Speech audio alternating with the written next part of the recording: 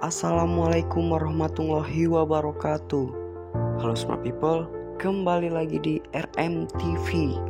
Di kesempatan kali ini kita akan membahas tentang Revolusi Sosial 1946. Here we go. Insiden di Jalan Bali ternyata juga membawa perubahan besar dalam gerakan pemuda dan meluapnya kegairahan untuk ambil bagian dalam perjuangan.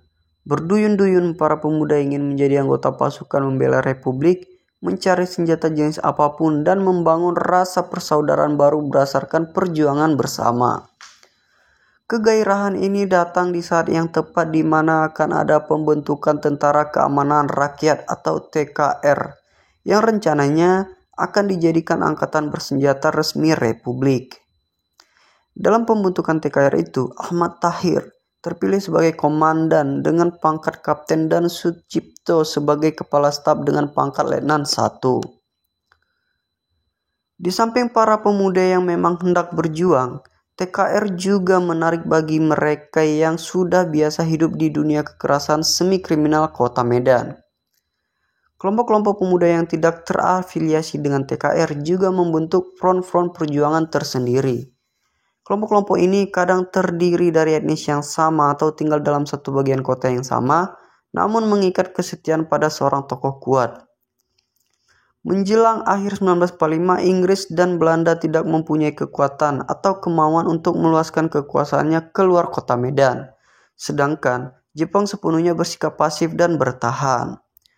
Pemerintah Republik sendiri tak satu pun ada yang menguasai kelompok pemuda pejuang atau mampu mempengaruhi kaum bangsawan. Mereka hanya menjalankan perannya sebagai penengah di antara dua kekuatan kelompok masyarakat berseteru.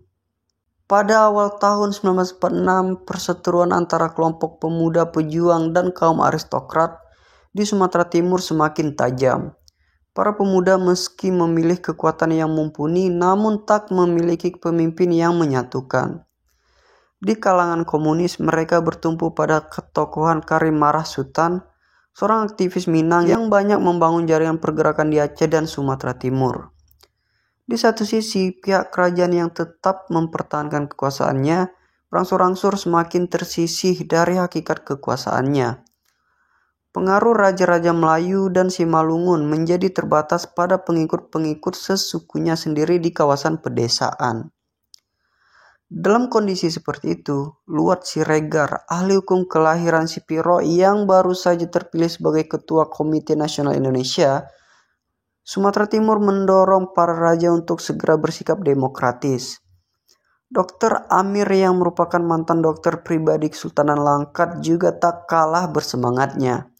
Ia meminta agar para sultan mau bekerja sama dengan KNI lokal yang baru saja dibentuk. Di bulan-bulan berikutnya, kemampuan Gubernur Tuku Hasan dan wakilnya Dr. Amir untuk menengahi kedua kelompok ini tak pernah berhasil.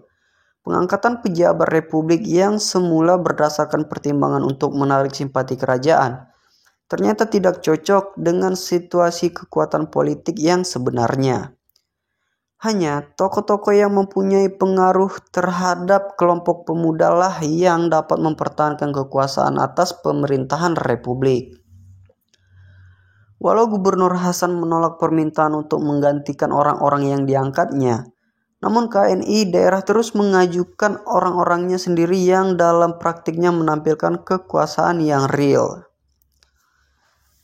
Teku Hasan dan Muhammad Amir di tingkat karesidenan Tengku Hafaz dari Kesultanan Delhi sudah tak aktif lagi sejak akhir Januari 1946.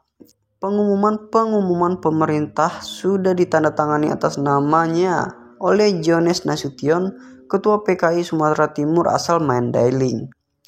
Di Langkat, Tengku Amir Hamzah diam-diam mengundurkan diri dari kedudukannya sebagai asisten residen pada Februari 1946.